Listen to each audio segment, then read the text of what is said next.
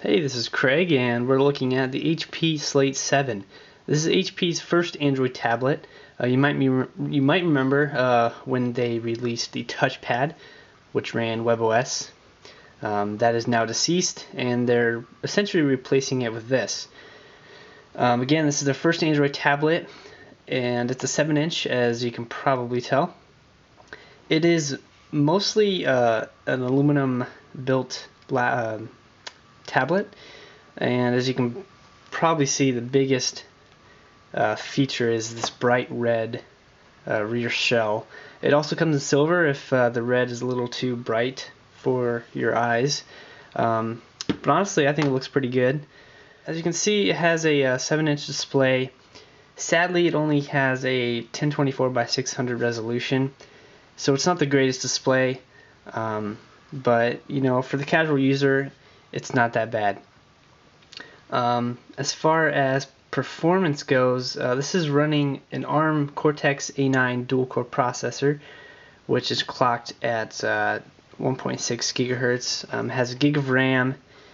It also has 8 gigs of storage, which is not a lot, but luckily there is a microSD card slot.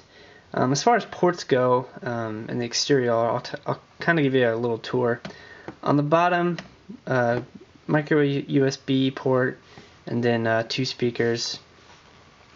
On the right side, we just have the volume rocker at the top.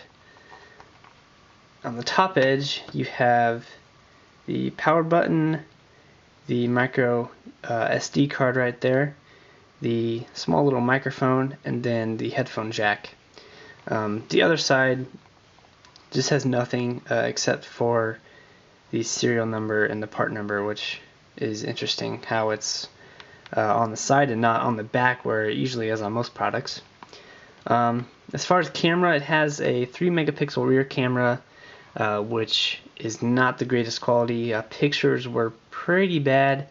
It works in a pinch, but you're not going to be able to get quality photos. And on the front, it has a VGA quality webcam.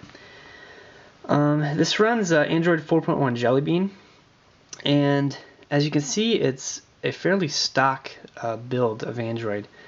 HP didn't put any kind of skin on it. Really, the only HP thing that's on here is HP ePrint, which is their version of wireless printing, but you have to have an HP printer, so it's not useful to everyone. As far as price, this tablet is rather cheap, $170, which is not bad at all. Again, though, if you save up only $30 more, you can get a Nexus 7, which we would highly recommend doing so. Not to say this is a bad tablet, but it's not a terrific tablet. If it were lower in price, say maybe $150, even that's kind of pushing it, but maybe $125, even $99, that would be a deal. But you can check out the full review on SlashGear.com. Again, this is the HP Slate 7. Thanks for watching.